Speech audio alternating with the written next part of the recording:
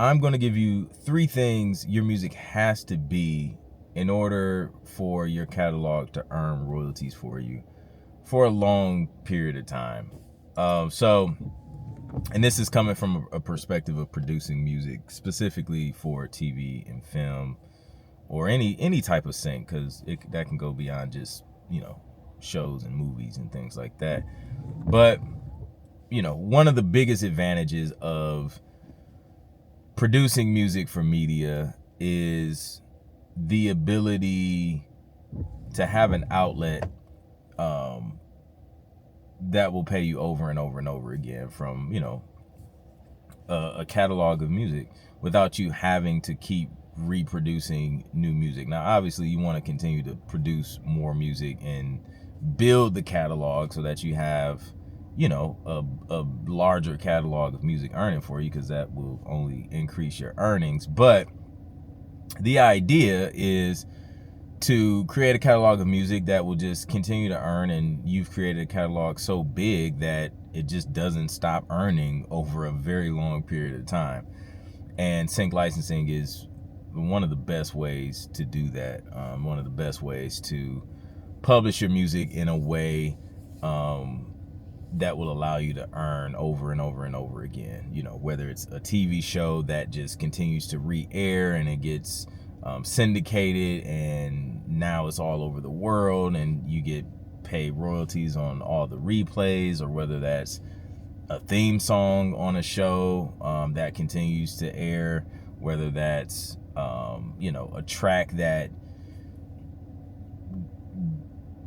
gets relicensed for different brand ads and commercials and things like that. Whatever it is, you want a catalog of music that will do that for you. And sync licensing isn't one of those things that you can just throw anything at it and just say, oh, here you go, work. It doesn't work that way. So I'm going to give you these 3 things, and these have been the 3 things I've been able to master in doing this for over a decade. And these are 3 things that most producers don't do effectively when they're trying to get their foot in the door in regards to TV placements and things like that. So the first thing your music has to be, in order to earn over a longer period of time, it doesn't necessarily have to be this, but if it's not, it's going to be a cap. So if you want to remove that cap, the first thing your music has to be is timeless. Now, I'm sure you hear this term timeless music all the time. Like, oh, this is timeless. This is a hit. It's timeless, classic. But what does that actually mean in our space when we're producing music for TV and film? Timeless to me, in regards to sync licensing, means there's no specific date or trending topics or trending names mentioned lyrically in your music. There's no something that could just easily be dated, such as just like popular terms, popular phrases, and this is more so gonna go with songs that have lyrics. Anything with a specific date, anything referencing specific cities, specific holidays.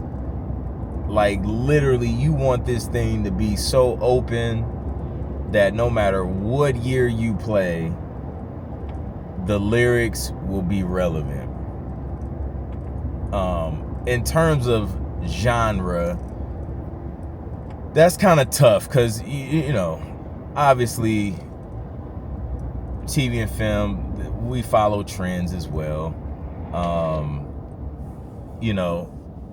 Some trends are going to be hotter. Some styles of music are going to be hotter excuse me, during certain time periods and things like that. So sometimes you kind of can't get around that. But as far as lyrics, you can definitely keep it open and broad enough to where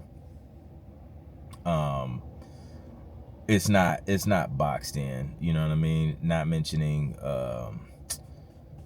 like certain team, like if there was a team that won a championship, like if you're writing a song for sports and there was a team that won a championship that year or last year, like making references like that, it's not, you want that to like, just don't mention it, because it's just going to put a cap on it. It's not going to make sense a year from now, 2 years from now, 5 years from now, 10 years from now. One thing that will make sense, for example, is I can't be beat, I'm a winner, I'm on top, unstoppable. Like that stuff will work no matter what year it is, no matter what sport it is. Doesn't matter, it will work. But mentioning specific sports, mentioning specific years and teams, like all of that stuff, players, that can get dated. Unless even if it's like a GOAT, like Michael Jordan, like I mean, he's gonna go down in history. If we get to a point to where kids don't know who Michael Jordan is, like, man, this is gonna be a weird time. But most times publishers don't even want you to mention like specific people, just to keep it as broad and open as possible. So when I think of timeless music, I'm thinking of something that can be mentioned, or lyrics that are written that will still be relevant 5, 10 plus years from now, even a year from now, like 1, 5, 10, whatever. That's what I mean, or what I think of when I think of timeless music. Second thing your music has to be is optimized for editors. So what does optimization look like in our space? Short intros. They don't like these long dramatic build up of just getting to verse 1. Like intros, keep them short. Like the shorter the better. No longer than like 15 is like the max I'll let an intro ride out. But if I can get it shorter, man, I'll do it shorter. If I want to just start off on a snare roll or something like that, I'll just start it like that and just go straight into the verse, just depending on how long my track needs to be. So we got a short intro, and then the rest of the song, you want it structured in a way to where it is gradually building. So you're not throwing everything in there at once, but you're adding layers of instrumentation every 8 bars or so, to keep it interesting. You don't want like any one idea to just keep going for a long period of time. It just gets boring. Make sure your drums are switching up. You're adding some type of different melody. And then you're building up to the hook, and then breaking back down, building back up. You want that track to move. You want some dynamics. That's what editors are looking for, because they want different sections of the track that they can use for different uses in picture. So you can give them those varieties in a track if it's optimized. The last thing you want to make sure your track has, so that it's optimized, is what we call a sting ending. You may hear people say sting, stinger, button, any of those phrases. They all mean the same thing, but it's just a definite way to end your song. It will sound kind of corny depending on the type of track you have, but we're serving a client, you know what I mean? Like, that's what they're looking for, unless they state otherwise. I've had situations where they were like, yo, change the ending and do something else, and that situation will change it. But for the most part, they're looking for sting endings. So if you just watch TV, find a reality show, because reality shows use a ton of music, and look for when those scenes transition and what the music does when those scenes transition. And 9 times out of 10, you're gonna hear some type of sting ending. So that's what it means for your music to be optimized. The third thing your music has to be, if you want to build a catalog that earns royalties for you over time, is in demand. The music has to be in demand. Like, if your favorite style of music to produce is something that is just not requested a lot, I don't care how hard you work, how many tracks you add to this catalog, it is going to be hard to build an earning catalog of music because it's just something that's just not in demand.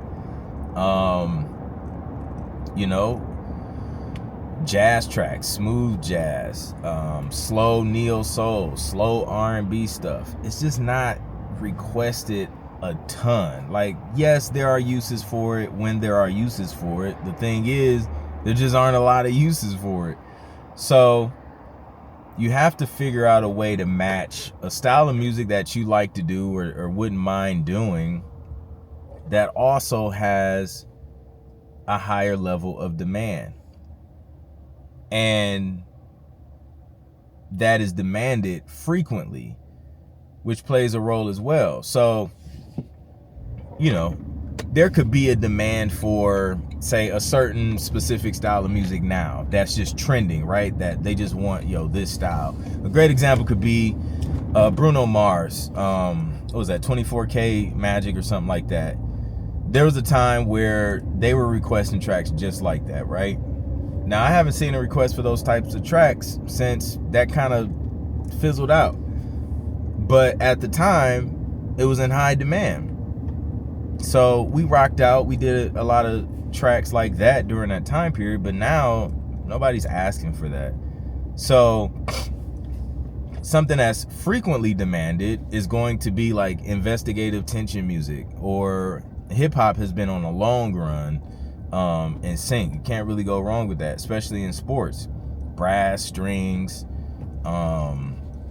trap drums, like all of that stuff is demanded frequently throughout the year. So if you're adding that stuff to your catalog often, then that's something that will get a lot of uses, will get a lot of replays, will earn you more money over time because it's just frequently demanded, it's frequently searched for, and that's just gonna help you build a catalog of music that's just gonna earn for you over time. So those are three things that you want to make sure your music has, so that you have the best chance of earning royalties for your music over time. So hopefully that was helpful. If you don't know how to get started and where to pitch your music to get this catalog going, download my free Sync Producer Quick Start Guide. The link is in the description.